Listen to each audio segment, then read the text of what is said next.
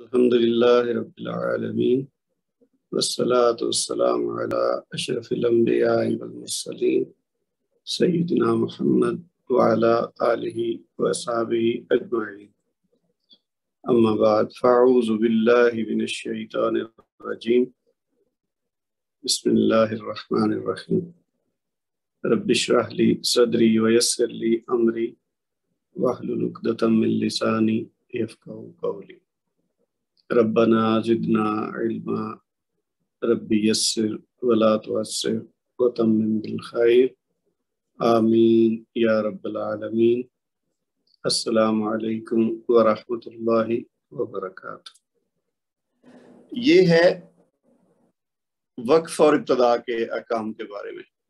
ہم نے ویسے تو تجوید کے جتنے احکام ہیں وہ سارے جو بنیادی قواعد ہیں وہ ہم نے کور کر لی ہیں، اور کس لفظ کو، کس حرف کو کس صورتحال میں کیسے ادا کرنا ہے، کہاں سے ادا کرنا ہے، اور اس میں ہم نے اپنی جو غلطیاں ہیں اب تک ہم جو کرتے رہے ہیں ان کو کیسے دور کرنا ہے، وہ سب چیزیں ہم نے الحمدللہ سیکھ لی ہیں۔ تو اب آخری چیز یہ ہے کہ جب ہم قرآن پاک پڑھتے ہیں تو کہیں تو یہ ہوتا ہے کہ وقف کی علامت ہوتی ہے کوئی نہ کوئی۔ ہم سب جانتے ہیں کہ چونکہ مسلسل فرض کیا کسی نے ایک پیج پڑھنا ہے قرآن کا، یا 2 پیج پڑھنے ہیں، یا آدھا پارہ پڑھنا ہے، پورا پارہ پڑھنا ہے، یا اس سے زیادہ، تو مسلسل کوئی بھی نہیں پڑھ سکتا، وہ کہیں نہ کہیں رکے گا۔ اچھا، رکنے کے 2 طریقے، ایک تو یہ ہے کہ وہاں وقف کی علامت ہو کہ آپ کو وہاں لازمی رکنا ہو، دوسری صورت یہ ہو سکتی ہے کہ آپ کے لیے رکنا مجبوری ہو، یعنی وہاں رکنے کی کوئی علامت نہیں ہے لیکن آپ کے بس میں نہیں رہا کہ آپ مزید اس کو جاری رکھ سکیں، آپ کی سانس ٹوٹ رہی ہے، اسٹیمنے کا مسئلہ ہے، یا آپ نے فرض کیا ایک لائن بڑی تجوید کے ساتھ غور کر کے پورے جو ہے نا وہ علامات اور مد کے ساتھ ادا کر رہے ہیں، اب ایک لائن کے بعد آپ سے آگے جاری رکھنا مشکل ہو رہا ہے، حالانکہ وہاں کوئی وقف کی علامت نہیں ہے، تو لیکن آپ رکنا چاہتے ہیں تو اس میں بھی کوئی مسئلہ نہیں، آپ رک سکتے ہیں۔ لیکن ایسی صورت میں جب کہ وقف نہ ہو اور آپ خود رک جائیں اپنی مرضی سے، تو پھر اس صورت میں کیا ہوگا کہ آپ جہاں رکے ہیں اسی طرح اگلے لفظ سے شروع کر دیں گے یا کوئی اور طریقہ ہے۔ تو یہ ساری چیزیں ہم آج پڑھیں گے، اور یہ بھی ظاہر تجوید کا حصہ ہے۔ ایک تو ادائیگی ہے، لیکن کیسے رکنا ہے، ابتدا کیسے کرنی ہے، یہ ساری چیزیں بھی ہمیں معلوم ہونی چاہیے، تبھی ہم قرآن پاک کی ادائیگی صحیح کر سکیں گے۔ تو وقف کا معنی رکنا ہے اور ابتدا کا معنی شروع کرنا، یہ تو بہت سمپل سی بات ہے۔ اچھا، وقف کس طرح کیا جائے اور ابتدا کیسے کی جائے، یہ کوشچن ہے اصل میں، کیونکہ اس کا ظاہر ہے اپنی مرضی سے ہم نہیں کریں گے، بلکہ جو اس کا طریقہ ہے اس کے مطابق فالو کریں گے ہم۔ تو دوسرا کوشچن یہ ہے کہ وقف کس جگہ کیا جائے اور ابتدا کہاں سے کی جائے، یعنی ہر جگہ ہم وقف نہیں کر سکتے، کوئی نہ کوئی مقام ایسا ہوگا جس سے ہمیں پتہ چل جائے گا کہ ہاں یہاں وقف کرنا ہے، اور پھر اگر وقف کرنا ہے تو آگے اس کا آغاز کیسے کرنا ہے۔ اچھا، جب قاری کسی لفظ پر وقف کرے تو ہمیشہ اس کے آخری حرف کو ساکن کرے۔ اچھا، یہ جو بات ہے نا، یہ تب ہے جب وہاں پہ وقف یا تو دیا ہوا ہو یا نہ دیا ہو، دونوں صورتوں میں جب آپ رکیں گے تو آخری حرف اس کا ساکن ہو جائے گا۔ یہ زیادہ تر ہے، عام طور پر ہے، کچھ ایکسیپشن بھی ہیں، ابھی ہم آگے جا کے دیکھیں گے۔ یعنی اس حرف کی حرکت کو گرا کر جزم یا سکون سے ادا کرے۔ یہ ہم نے اب تک جو پہلے قواعد پڑھے اس میں بھی آپ نے نوٹ کیا ہوگا، جیسے مد عارض کی ہم نے ابھی ریسنٹلی بات کی تھی، تو ہم نے کہا تھا نا کہ جب آخری حرف جو ہے وہ متحرک ہو لیکن اس کو ہم وہاں وقف کر دیں تو پھر اس سے پہلے اگر مد ہو تو وہ پھر مد عارض میں تبدیل ہو جائے گا۔ تو وہ اس کا مطلب یہ کہ جب ہم رکیں گے تو آخری حرف کو ساکن کر دیں گے۔ ابھی مثالیں یہ دیکھیں آپ کے سامنے لکھی نا، جیسے یہ مثال ہے العالمین، اب یہاں پہ یا مد ہے اور اس کے بعد نون کے اوپر زبر ہے، لیکن جب ہم یہاں رکیں گے وقف کریں گے تو پھر کیا کریں گے، اس نون کی جو زبر ہے اس کو گرا کے اس کو ساکن کر دیں گے، یعنی یہ جزم میں بدل گیا۔ تو اب یہ العالمین نہیں رہا بلکہ بن جائے گا العالمین۔ یعنی نون ساکن ہو جائے گا، نون کوئی زبر ہم نہیں پڑھیں گے۔ دوسری چیز جو ہم پہلے پڑھ چکے ہیں وہ کیا ہوگی کہ یہ جو یا مد تھی نا 2 حرکت والی، وہ اب مد عارض میں تبدیل ہو گئی ہے، یعنی کم از کم 4 حرکت تک ہم اس کو کھینچ کے پڑھیں گے۔ اسی طرح اگر دوسری مثال دیکھیے تو الرحیمی، میم کے نیچے زیر ہے، لیکن یہاں اگر ہم وقف کریں گے تو پھر کیا میم ساکن ہو جائے گا، تو یہ پڑھا جائے گا الرحیم۔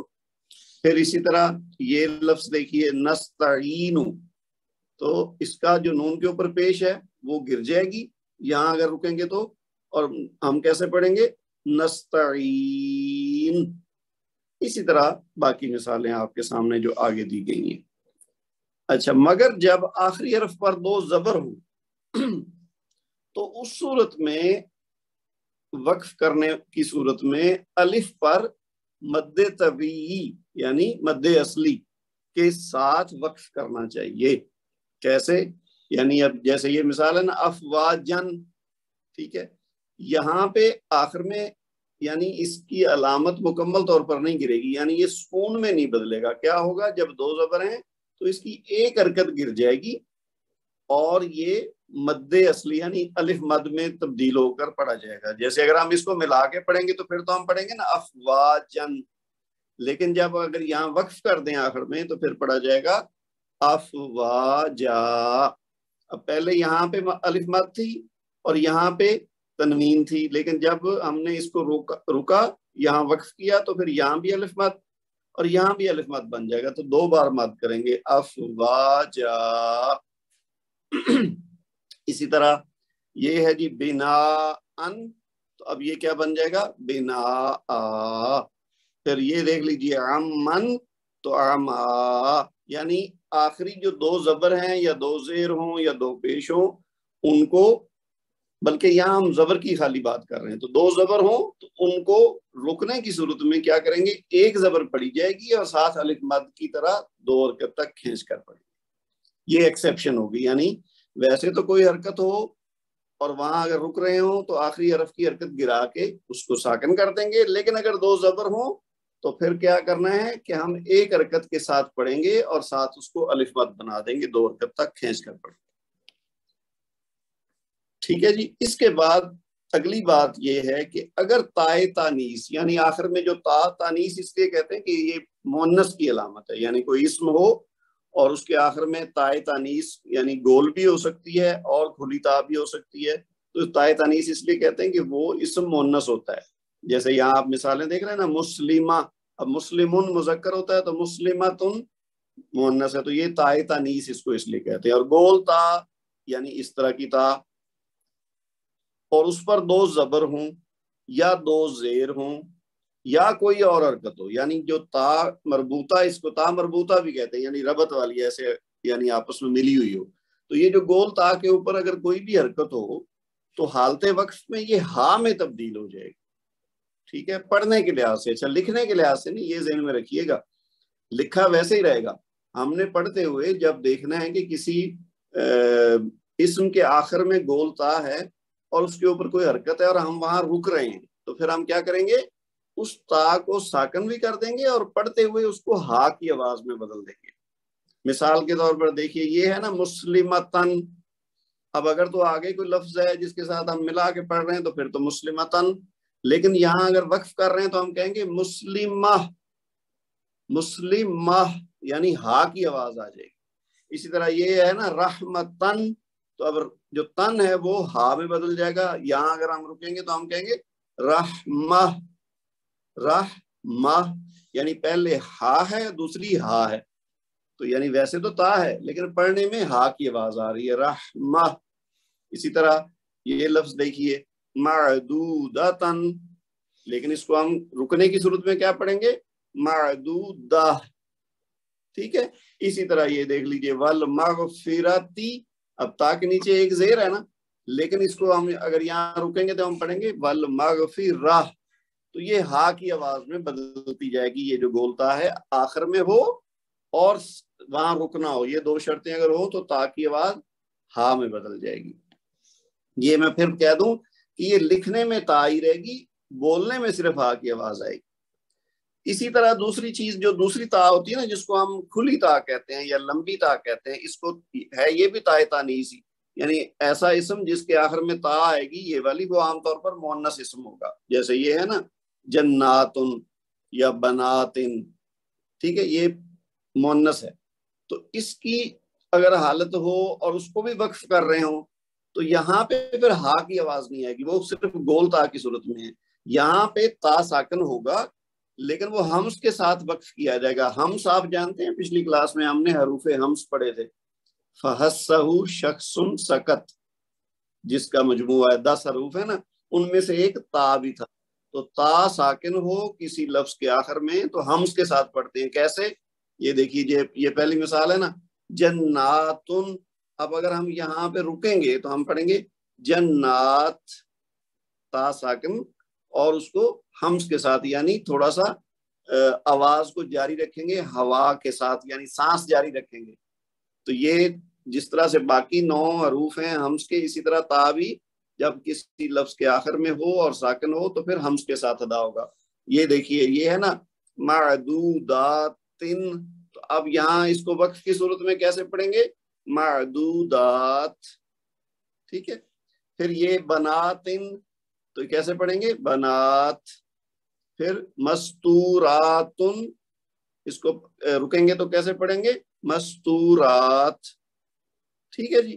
یہ ہو گئی بات تا کی۔ تا مربوطہ ہو تو وہ ساکن کی حالت میں آخر میں ہا میں بدل جائے گی آواز کے لحاظ سے، اور اگر تا مفتوحہ ہو یعنی لمبی والی تا تو پھر تا کو ساکن کریں گے اور ہمس کے ساتھ ادا کریں گے۔ اس کے بعد ہے جی، اگر حرف کوئی مشدد ہو اور اس پہ وقف کیا جائے تو اس کی حرکت تو گر جائے گی۔ یہ تو بات طے ہے نا کہ جو آخری حرف ہوتا ہے کسی لفظ کا، اگر ہم وقف کر رہے ہیں تو وہ اس کی حرکت گر جاتی ہے، یہ تو بات طے ہے۔ اب ہم اس کی مختلف شکلیں دیکھ رہے ہیں۔ تو اس کی حرکت تو گر جائے گی لیکن تشدید کو ذرا زبان پر زور دے کر ادا کرنا چاہیے۔ یہ ویسے ہم پہلے بھی پڑھ چکے ہیں، غالباً را کے قواعد پڑھ رہے تھے نا، تو آخر میں اگر را مشدد ہو اور متحرک ہو تو پھر وقف کی صورت میں ہم را کو یعنی زور دے کے پڑھے، یہ ہم پڑھ چکے ہیں۔ تو اسی طرح کوئی بھی حرف ہو، کسی بھی لفظ کے آخر میں اگر مشدد حرف ہو اور اس کی حرکت کوئی بھی ہو، وہ حرکت تو گر جائے گی، یعنی وہ حرف ساکن ہو جائے گا، لیکن اس کو زور دے کے پڑھیں گے، اس کو خالی یعنی ساکن کی طرح نہیں پڑھیں گے۔ کیوں؟ اس کے تاکہ جو اس کے اوپر تشدید کا نشان ہے اس کا بھی اظہار ہو ہماری ادائیگی میں۔ تو اس سلسلے میں یہ مثالیں دیکھیے۔ اچھا، یہ جو مثال ہے نا، اس کو آپ کراس کر دیں، کیونکہ یہ ایکچولی اصل میں جو الفاظ ہیں نا قرآن پاک میں، وہ را کے اوپر تنوین ہے، 2 پیش ہیں، اشرن ہے، یہ اشر نہیں ہے، یہ غلطی سے یہاں ٹائپنگ ایرر ہے۔ لیکن یہ جو ہے نا جیسے وَتَّبَّا، اب یہ ہے نا با کے اوپر زبر ہے لیکن مشدد ہے، تو اس کو اگر ہم حرکت کے ساتھ پڑھیں تو پھر تو ہم پڑھیں گے تبا، ٹھیک ہے۔ لیکن اگر ہم یہاں ساکن کر دیں تو پھر کیسے پڑھیں گے؟ تب۔ اب ایک تو اس میں کلکلا ہوگا کیونکہ یہ ساکن ہو گیا اور کتب جد میں سے ہے، ٹھیک ہے، لیکن یہ مشدد بھی ہے حرف، تو اب اس کو بہت زیادہ زور دے کے ادا کرنا ہے، لیکن کرنا ساکن ہے، زبر کی آواز نہیں آئے گی، تو یہ ہوگا تب۔ پھر اسی طرح یہ جو لفظ ہے اس میں یہ را جو مشدد ہے آخر میں، اس کے اوپر پیش ہے، تو اب یہ پیش تو گر جائے گی جب ہم پڑھیں گے۔ ویسے تو ہے نا المستقر، لیکن اگر ہم اس کو ساکن کریں گے آخر میں رکیں گے تو پھر کیسے پڑھیں گے؟ المستقر، ٹھیک ہے۔ را کو ایک تو ساکن کیا، دوسرا اس کو موٹا ادا کیا، تیسرا کیا ہے؟ اس پہ زور پیدا کیا تاکہ تشدید جو ہے نا وہ بھی اس میں شامل ہو جائے۔ اسی طرح یہ آخری مثال دیکھیے، المفر، تو اس کو ہم پڑھیں گے المفر، ٹھیک ہے جی۔ یہ ہو گئی بات شد والے لفظ یعنی حرف کی، جب آخر میں ہو تو اس کو ہم نے ساکن کرنا ہے لیکن زور دے کے پڑھنا ہے۔ اچھا، اب یہ ہے کہ جی ابتدا کیسے کریں گے؟ اگر کسی کلمہ کی ابتدا حمزۃ الوصل سے کرنا ہو، اب حمزۃ الوصل آپ کو یاد ہوگا، ہم نے اس کا ذکر کئی بار کیا ہے، یعنی ایسا حمزہ جو لکھنے میں آتا ہے لیکن بولنے میں نہیں آتا جب ملا کے پڑھیں، یعنی پہلے اگر ایک لفظ ہے اس کے بعد دوسرا لفظ ہے اور دوسرے لفظ کے شروع میں حمزۃ الوصل ہے تو پھر ہم اس کو ملانے کی صورت میں ادا نہیں کرتے۔ جیسے اللہ ہے، اب اللہ کا ویسے حمزہ تو پڑھا جائے گا لیکن اگر ہم کہیں بیت اللہ، اب اس میں کیا ہوا ہے کہ تا کو ہم نے لام سے ملا دیا، بیت اللہ، اللہ کا گھر، تو اللہ کا حمزہ نہیں پڑھا گیا کیونکہ یہ حمزۃ الوصل ہے، تو لہٰذا ملا کے پڑھنے کی صورت میں وہ اس کی آواز نہیں آئے گی۔ لیکن جب ویسے حمزۃ الوصل ہو لیکن صرف وہی لفظ ادا کرنا ہو تو پھر اس کو حرکت دینا ضروری ہے، کیونکہ حرکت کے بغیر تو آپ یعنی ابتدا نہیں کر سکتے۔ کسی لفظ کا پہلا حرف اگر ساکن ہو تو اس کو تو ہم ادا ہی نہیں کر سکتے، لہذا اس پہ کوئی نہ کوئی حرکت دینی لازمی ہے، ہم پہلے بھی یہ بات کر چکے ہیں۔ تو حرکت دینا ضروری ہے کیونکہ سکون سے ابتدا محال ہے یعنی ناممکن ہے۔ عربی احکام کے لحاظ سے عموماً اس لفظ کے تیسرے حرف پر جو حرکت ہوتی ہے اسی اعتبار سے حمزہ کو حرکت دینا چاہیے۔ اب یہ جو چیز ہے نا، یہ اس کا تعلق ویسے زیادہ جو ہے نا عربی گرامر سے ہے، لیکن چونکہ ہم نے ادائیگی کرنی ہے اور ادائیگی کا تعلق تجوید سے ہے، تو اس لیے آپ سمجھنے کے لیے یہ گرامر کا چھوٹا سا اصول یعنی سمجھ لیں کہ جب کسی لفظ کے شروع میں حمزۃ الوصل ہو یعنی اس پہ کوئی حرکت نہ ہو اور پڑھنا صرف ہم نے اسی کو ہو، اب وہ اچھا ہمارے ہاں جو قرآن پاک چھپتے ہیں نا اس میں تو کوئی نہ کوئی اس پہ حرکت لگائی ہوتی ہے جو اس کی مناسب حرکت ہوتی ہے، لیکن یہاں پہ جو عرب ممالک میں قرآن پاک ان کے لیے چھپتے ہیں نا اس پہ ایسی صورت میں حرکت ہوتی نہیں حمزہ پہ، کیونکہ ان لوگوں کو پتہ ہے کہ یہاں پہ حرکت یہ زیر ہے یا پیش ہے کیا ہے۔ لیکن ہمارے ہاں چونکہ زیادہ تر لوگوں کو نہیں پتا تو وہ ممکن ہے غلط پڑھ دیں، جہاں زیر لگنی ہے وہاں زبر لگا دیں یا زبر کی جگہ پیش پڑھ دیں، تو لہٰذا ہمارے ہاں جو قرآن پاک چھپتے ہیں نا ان میں یہ حرکت لگائی ہوئی ہوتی ہے۔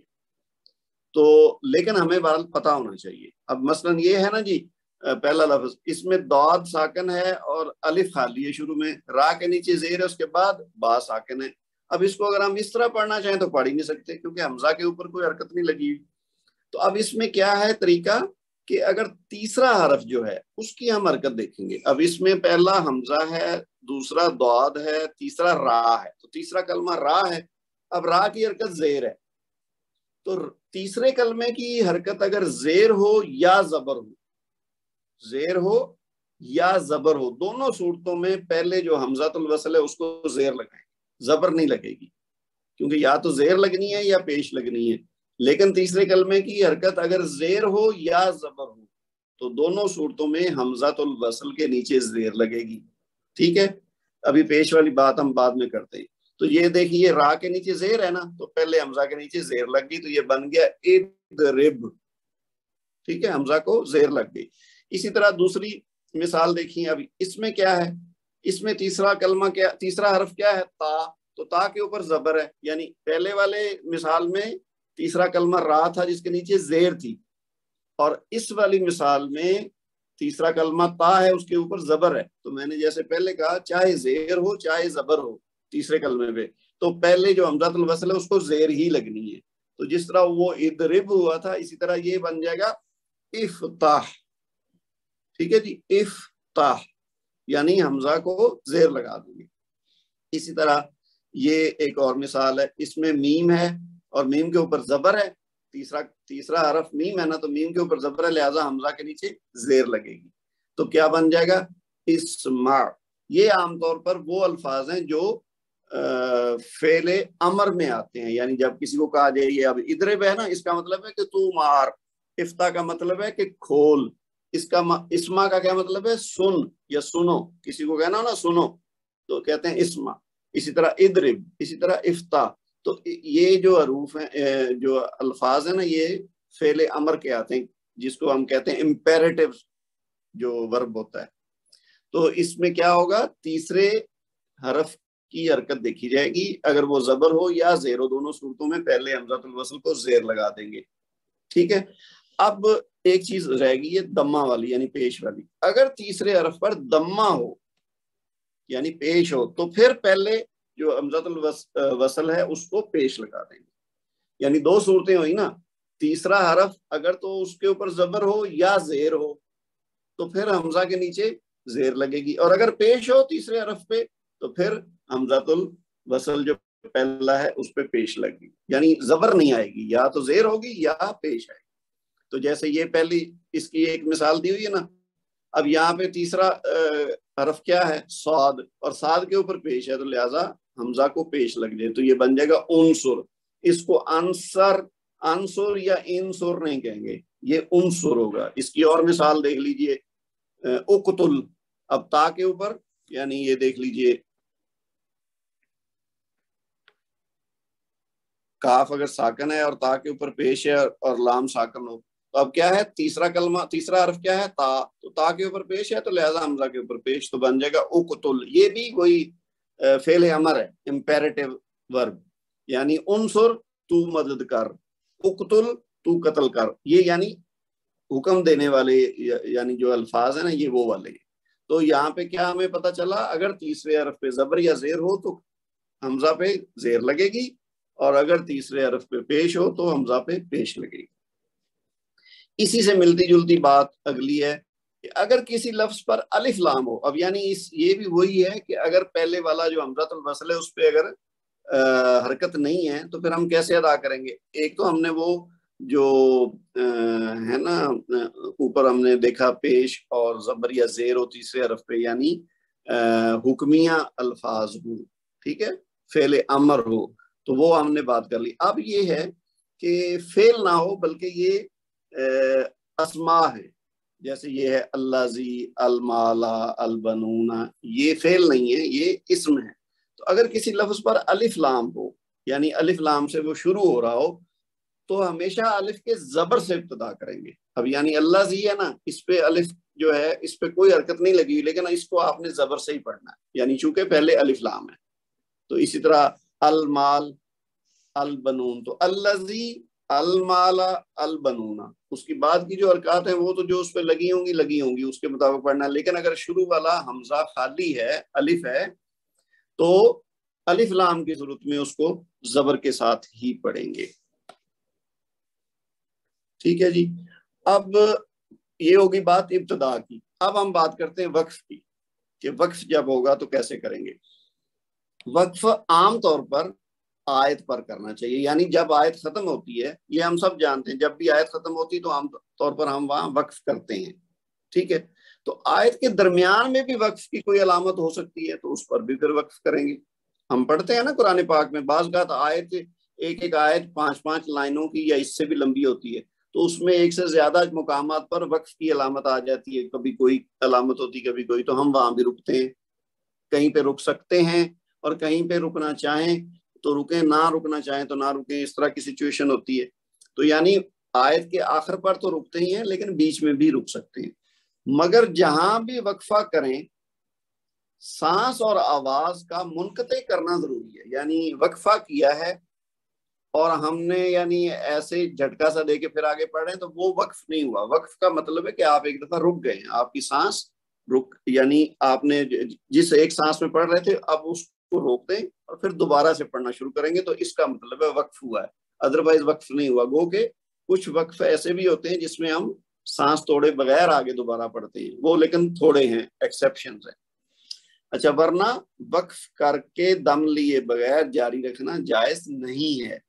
جب کوئی کلمہ 2 کلموں سے بنا ہوتا ہے نا، مرکب ہوتا ہے جس کو ہم کہتے ہیں کمپاؤنڈ ورڈز ہوتے ہیں نا، تو پہلے کلمے پر وقف کرنا یا دوسرے کلمے سے ابتدا کرنا جائز نہیں ہے۔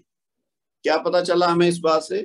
ایک تو یہ کہ آیت کے آخر میں وقف ہوتا ہے اور بعض اوقات آیت کے بیچ میں بھی ہوتا ہے۔ اور وقف کیسے کرتے ہیں؟ ایک دفعہ رک جاتے ہیں اور پھر دوبارہ سے کچھ وقفے کے بعد اگلی بات کرتے ہیں، تو وہ ہے وقف، یعنی رکے بغیر آگے جاری رکھنا ہے تو پھر وہ وقف نہیں ہوگا۔ تیسری بات ہم نے کیا سیکھی اس میں کہ جب مرکب الفاظ ہو، یعنی 2 الفاظ کا مجموعہ ہو ایک مرکب، تو پھر پہلے حصے پر رک کر دوسرے حصے کو علیحدہ سے پڑھنا جائز نہیں ہے۔ اب ان کو مثالوں سے سمجھیے۔ مثلا یہ دیکھیے قلوبکم، ویسے تو یہ بظاہر لگتا ہے جیسے لفظی ایک ہے یعنی کلمہ ہی ایک، لیکن ایکچولی کیا ہے، یہ قلوبن الگ تھا اور کم الگ ہے۔ آپ کے دل، قلوب یعنی قلب کی جمع ہے اور کم آپ کے، تو آپ کے دل، یہ مل کے ایک مرکب بنا ہے، ٹھیک ہے۔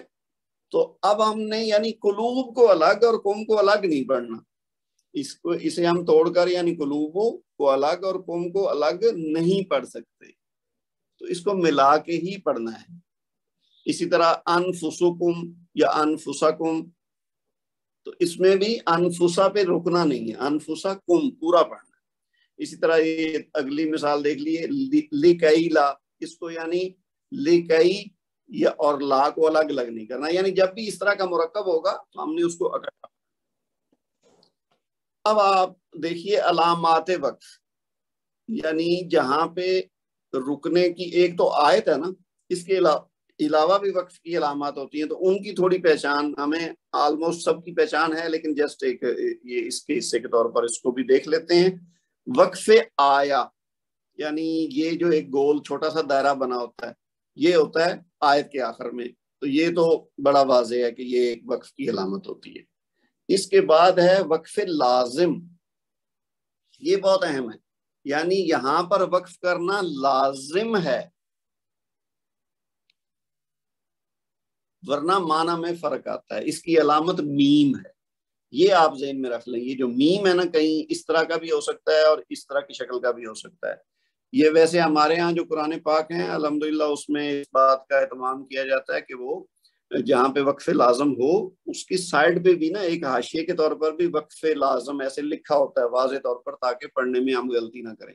تو اس میں خطرہ کیا ہوتا ہے کہ اگر ہم اس کو ملا کے پڑھیں گے نا تو پھر وہ معنی تبدیل ہو جاتا ہے، اور قرآن پاک کے معنی کو تبدیل کرنا ظاہر ہے گناہ کا کام ہے، گو کہ انجانے میں ہم کریں گے تو اللہ تعالیٰ معاف فرمائیں گے انشاءاللہ۔ لیکن ہمیں پتا ہونا چاہیے کہ یہاں میم کو کی جو علامت ہے اس کا مطلب ہے کہ یہاں لازمی رکنا ہے، ٹھیک ہے۔ اس کے بعد ایک یہ طوا ہوتی ہے علامت، چھوٹا سا طوا ڈالا ہوتا ہے، اس کو کہتے ہیں وقف مطلق۔ یہاں وقف کرنا اور بعد سے ابتدا کرنا اچھا ہے، یعنی ضروری نہیں ہے۔ وقف لازم تو یہ ہے نا کہ وہاں پہ لازمی رکنا ہے، اگر وہاں نہیں رکیں گے تو غلط کر رہے ہیں ہم۔ لیکن وقف مطلق جو ہے اس میں گنجائش ہے، آپ رک جائیں پھر بھی ٹھیک ہے، لیکن وقف کر کے بعد میں ابتدا کریں گے تو بہتر ہے۔ اگر آپ نہیں بھی کریں گے تو وہ یعنی غلطی نہیں کہا جائے گا اس کو۔ اسی طرح ایک ہے وقف جائز، یہ یہاں وقف جائز جیم کی علامت لگی ہوتی ہے، آپ یہ بہت زیادہ استعمال ہوتی ہے، جو خاص طور پہ لمبی آیت ہو نا تو اس کے بیچ میں ایک یا دو بار یہ جیم کا نشان لگا ہوتا ہے، تو وہاں کیا ہوتا ہے کہ آپ چاہیں تو رک جائیں، لیکن وقف بھی کر سکتے ہیں اور وقف کیے بغیر بھی پڑھ سکتے ہیں۔ جائز کا لفظ اسی لیے استعمال کیا گیا، لیکن وقف جائز میں کیا ہے کہ رکنا بہتر ہے، اس سے زیادہ وہ بہتر معنی سمجھ آتی ہے، یعنی آپ رکے بغیر بھی پڑھ سکتے ہیں لیکن رکنا بہتر ہے۔ اسی طرح اگلی چیز دیکھیے قف، یہ کاف اور فا یہ چھوٹا سا لکھا ہوتا ہے کہیں کہیں، تو اس کے معنی ہے ٹھہر جاؤ، یہ یعنی وہ امپیریٹو ورب ہے، اس کا مطلب یہ ہے کہ ٹھہر جاؤ، لیکن اس پر بھی ٹھہرنا چاہیے۔ چاہیے کا مطلب یہ ہے کہ یعنی اگر تھوڑا سا وہاں وقف کرنا چاہیے، لیکن یہ اس طرح کی بات نہیں ہے کہ جی اگر نہیں رکیں گے تو بہت بڑی کوئی غلطی ہو جائے گی۔ اس میں بھی آپ نے خیال کرنا ہے کہ جب کفایت تو رک جائیں تو بہتر ہے، ٹھیک ہے۔ اچھا، اس کے بعد ایک ہے لا، اب یہ بھی بہت اہم ہے، یہ جو لا ہے نا، لام اور الف، وقف علیہ یعنی یہاں پہ رکیں۔ لا وقف علیہ کا کیا مطلب ہو جائے گا، اکٹھا کریں گے کہ یہاں پہ مت رکیں، لا کا مطلب ہوتا ہے نہیں، ٹھیک ہے۔ جس طرح سے ہے نا کچھ چیزوں میں رکنا ضروری ہے، اسی طرح لا جب لگاؤ نا تو وہاں نہ رکنا ضروری ہے۔ لا اچھا، عام طور پر اس میں غلطی کیوں ہوتی ہے کہ ہمیں عادت ہے کہ کوئی وقف کی علامت ہے تو وہاں ہم رکتے ہیں، ٹھیک ہے، اور جہاں پہ لا لکھا ہوتا ہے وہ بھی عام طور پر سمجھ لیا جاتا ہے کہ شاید یہ بھی کوئی وقف کی علامت ہے، حالانکہ یہ لا اس لیے لکھا ہوتا ہے کہ یہاں نہیں رکنا ہے، لا یعنی مت رکیں یہاں اور جاری رکھیں۔ تو یہ چیز بڑی احتیاط کی ہے، اس کو ذہن میں بٹھا لیں کہ جب لام الف لا لکھا ہو چھوٹا سا کسی آیت کے بیچ میں تو وہاں پہ نہیں رکنا، رکے بغیر پڑھنا ہے۔ یہاں وقف جائز نہیں ہے اور وقف کرنے سے معنی میں تبدیلی پیدا ہو جاتی ہے۔ لا اگر درمیان آیت میں لکھا ہوا ہو اور اس پر وقف ہو جائے تو اس لفظ کے پہلے سے ابتدا کرنا ضروری ہے تاکہ معنی پورے ہوں۔ یعنی غلطی ہو سکتی ہے نا کہ آپ نے وہاں نہیں رکنا تھا، لا کا نشان بھی تھا، علامت لگی ہوئی تھی، لیکن آپ رک گئے۔ اب کیا طریقہ ہے کہ آپ پیچھے سے ملا کے پڑھیں، یعنی وہیں سے آگے نہ پڑھیں تاکہ معنی میں تبدیلی نہ ہو۔ ہاں البتہ اگر آیت پر لا لکھا ہو تو اس کے بعد سے ابتدا جائز ہے۔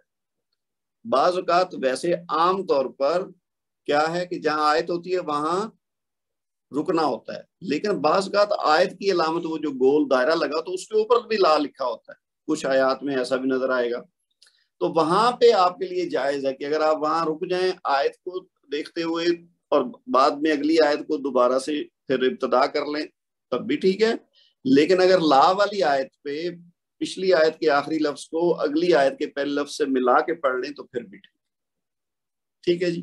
اس کے بعد ایک علامت ہوتی ہے زا، یہ چھوٹی سی زا ڈالی ہوتی ہے جی، یہ ہے وقف مجوز، یہ بھی ایکچولی مجوز یا جائز اس سے ملتا جلتا لفظی ہے، لیکن وہ ڈیفرینشیٹ کرنے کے لیے اس کو وقف مجوز کا نام دیا گیا ہے۔ تو زا جو ہے یہ یہاں پر بھی وقف اور وصل دونوں جائز ہیں، لیکن فرق کیا ہے، جیم جب ہوگی تو وہاں رکنا بہتر ہے، اور زا جب ہوگی تو وہاں نہ رکنا بہتر ہے، یعنی وصل بہتر ہے، ملا کے پڑھیں تو بہتر ہے۔ ویسے جیم ہو یا زا ہو دونوں صورتوں میں آپ کے پاس اختیار ہے، آپ رکیں یا ملا کے پڑھیں، دونوں صورتوں میں صحیح ہوگا، لیکن جیم پہ رکنا بہتر ہے، زا پہ نہ رکنا بہتر ہے۔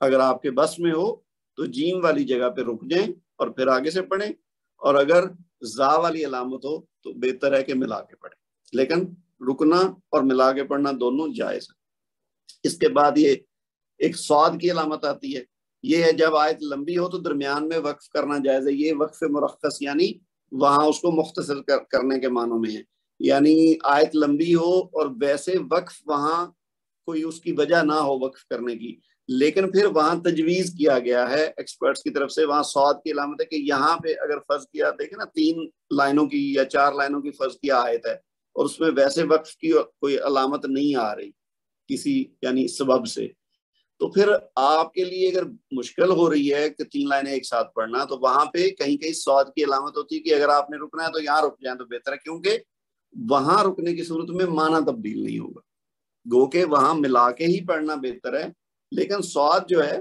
اس پہ آپ رک جائیں گے تو اس سے حرج نہیں ہوگا، کوئی غلطی نہیں ہوگی، یعنی وہاں پہ معنی تبدیل نہیں ہوگا، تو اس لیے اگر آپ وہاں رکنا چاہیں تو چاہے۔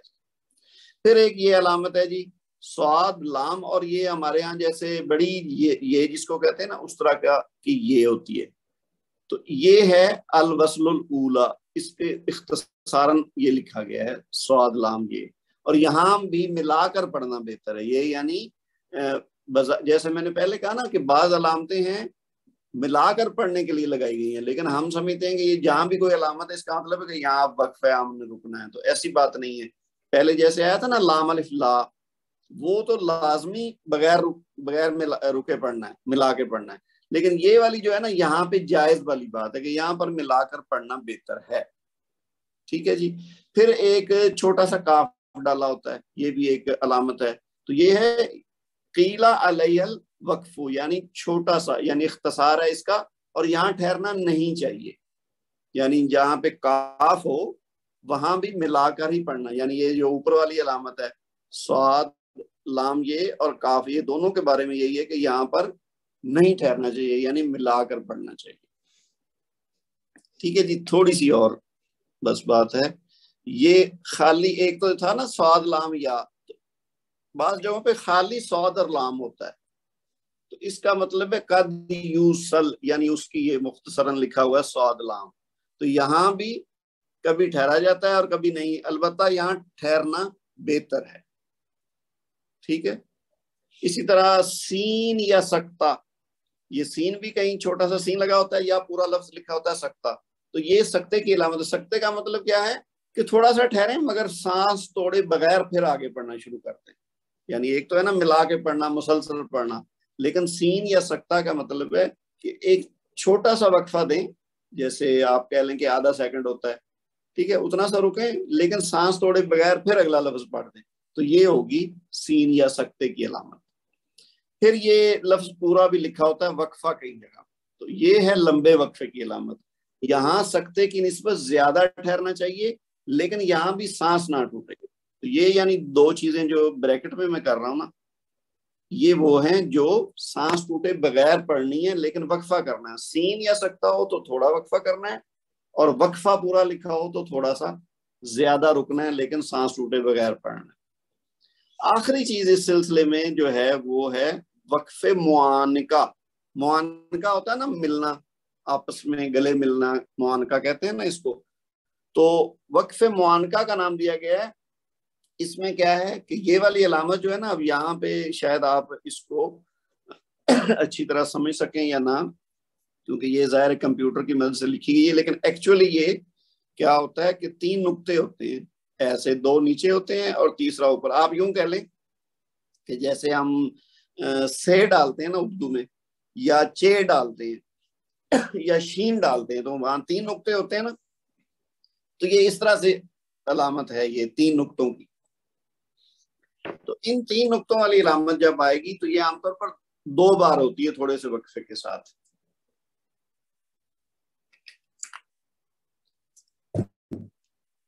تو اس صورت میں کیا ہے، اس کو ایک تو یہ ہے کہ اس کو کہتے ہیں وقف معانقہ. یہ جب یہ 2 وقف قریب ہوں تو دونوں جگہ نہ ٹھہریں. ایک پر ٹھہرنے کی صورت میں دوسرے پر ٹھہرنا منع ہے. یعنی یہ عام طور پر ایک ہی لائن یا ایک ہی آیت کے اندر ہوتی ہیں دونوں علامات، تھوڑے سے وقفے، مثلا 2-4 لفظ کے بعد دوبارہ یہی علامت آ جاتی ہے. بعض اوقات ویسے ایک نشان ایک آیت میں اور دوسرا نشان دوسری آیت میں بھی ہو سکتا ہے، لیکن زیادہ لمبا وقفہ نہیں ہوتا ہے. ان میں قریب قریب ہی ہوتی ہیں، یہ دونوں علامت بھی سیم ہے اور ہوتی بھی قریب قریب ہیں.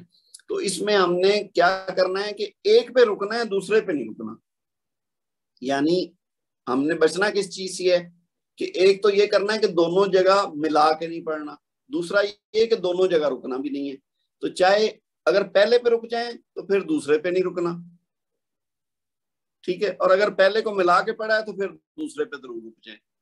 بہتر یہ ہے کہ پہلے پہ ٹھہر جائے. ٹھیک ہے، اس کی مثال دیکھ لیجئے. یہ ہے نا شروع میں ہی سورہ بقرہ میں ذالک الکتاب لا ریب فیہ، تو لا ریبہ کے بعد بھی یہ علامت ہے اور پھر فی کے بعد بھی علامت ہے. تو ذالک الکتاب لا ریب، یہاں اگر رک جائیں تو پھر فیہ ھدی للمتقین، اگلا یعنی ملا کے پڑھیں گے. اور اگر لا ریبہ پہ نہیں رکے ہیں تو پھر کریں گے ذالک الکتاب لا ریب فیہ، یعنی ریبہ پہ نہیں رکے تو پھر فی پہ ضرور رک جائیں. ٹھیک ہے، اس طرح کی یہ بہت کم ہے، قرآن پاک میں چند جگہوں پہ آیا ہے، لیکن بہرحال ان دونوں میں سے ایک پہ رکنا ضروری ہے. تو یہ ہو گئی ساری کی ساری ہماری علامات، اور اس کے ساتھ ہی ہمارا آج کا لیسن بھی ختم ہو گیا، اور یہ تجوید کا جو ہمارا مختصر بنیادی کورس ہے وہ بھی الحمدللہ پورا ہو گیا. سبحانک اللہم و بحمدک، اشہد ان لا الہ الا انت، استغفرک و اتوب الیک. والسلام علیکم ورحمۃ اللہ وبرکاتہ.